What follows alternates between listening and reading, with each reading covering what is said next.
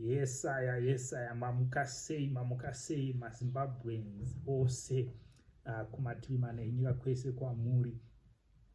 Rangu zita ndisei Paulus Gerald Mills Venzai. Tiri kungoti musi wa29 June tinenge tiripo padziva. Musi wa28 June musakanganwa kuti tinenge tiri pa Longcheng Plaza. Ndopamunosvika ipapo ndopane first executive launch yamukoma Mark Ngwazi. So zvakare tichakadaro tiri kuziva isu kuti album launch ichange ichinakidza guys. Ini ndiye ndiriko ikoko because rangu ticket kudhara ndakatoita sei ndakatovhwa kudhara. So basically after album launch Huzukwende ichaenda kumberi. We can actually see kuti chakachaya izvezvi ukaenda kuTikTok kune machallenges akawanda. Aiwa mukoma Maki vari kupusha album ravo. Big up to the people who are behind this social media campaigns, everything.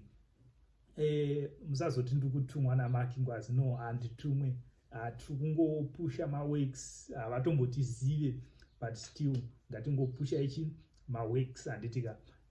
Totoziva kuti ndo vari kurira panguva ino ende after album launch you will understand kuti vanorira ende vacharira. So basically nhasi nyaya ndauya nayo haisi album launch chete, but basically ndiri kuti isusu after album launch pane zvimwe zvakagadzirirwa kune vaya vari kuSouth Africa.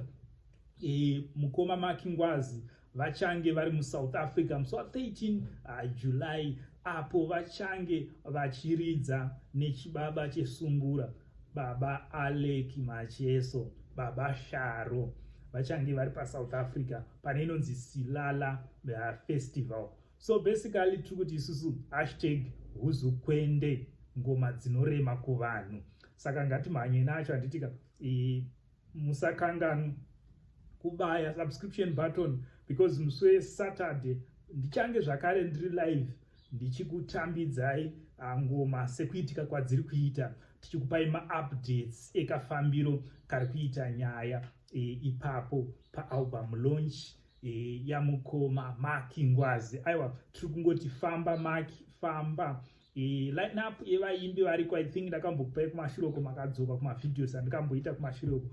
Tinana Simon Mutambi and Cobra Kings vachange vachirira vari ipapo. Zvakare ngwere yemulonyeni Silent Killer Padyoza vachange varipo. Silent Killer the Angel of War vachipisa ipapo handitika. So basically tiri kuti isusu baya subscription button, then you are good to go.